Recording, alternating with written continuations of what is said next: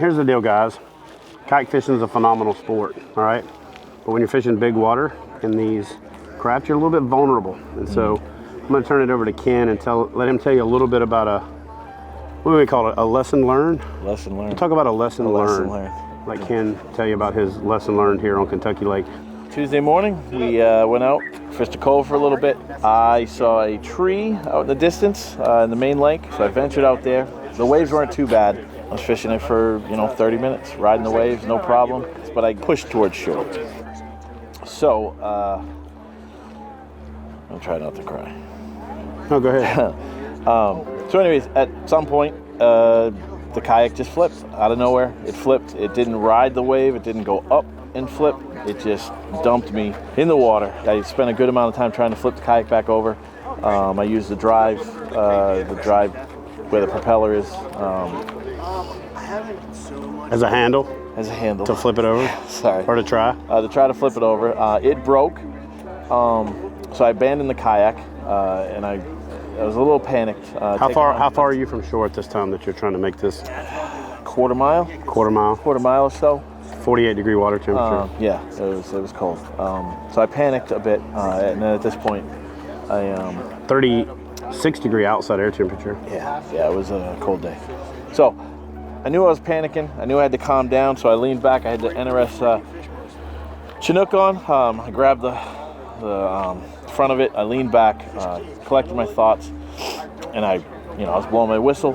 Nobody was hearing it, and so I remembered I had my phone. So I called Bruce, my buddy Bruce, frantic, screaming, I'm dying. It was that serious. I could start to feel my muscles not working, not responding. I was trying to swim, and I wasn't going anywhere. And as I was on the phone with Bruce, I looked down, and I had a ton of fishing line just wrapped around my hand. It looked like just a ball of line you'd find on the somebody left on the shore. It was just wrapped around my hand. So as it turns out, that's what was actually wrapped around his drive. It was wrapped around my drive. Caused the kayak yes. to flip in the so first when I got it, when I was trying to flip the drive, the kayak over, I'm assuming I got my hand wrapped in it as well. But it was anchored. It was anchored to the bottom. So I got my glove off, and then I was able to kick free of the kayak and everything. And Bruce eventually made it to me. And we struggled to get to shore, but we eventually did.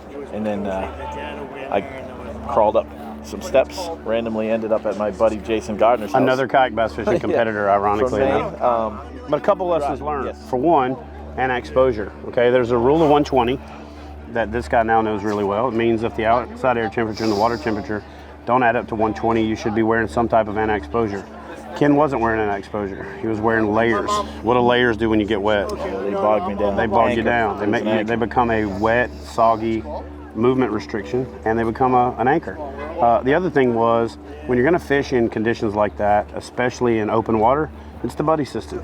Fish with another angler, not one that you have to call, but one that's inside of you. You know what I'm saying? We're not wanting to be Debbie Downer here, but this is a real world situation where, an angler almost lost his life.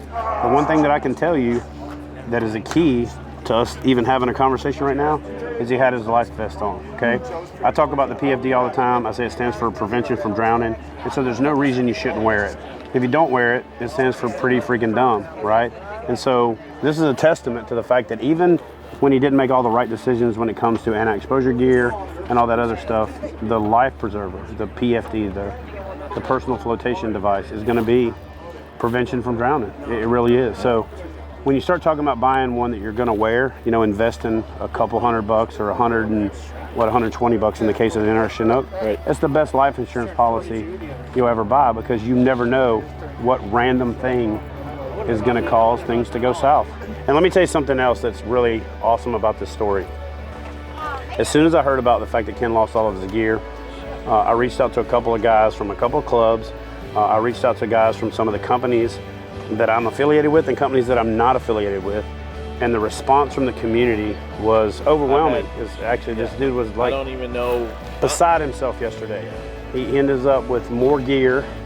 Actually, the response was so good that I think there's people considering flipping their kayak right now just to see if they can get some new gear.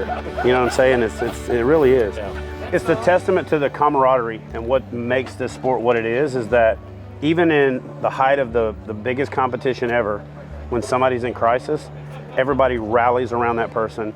all of the competitive lines and the brand affiliations and all that go by the wayside because we're all kayak fishermen first. We're all outdoorsmen first. And the best thing is you're back in the saddle and you're on the water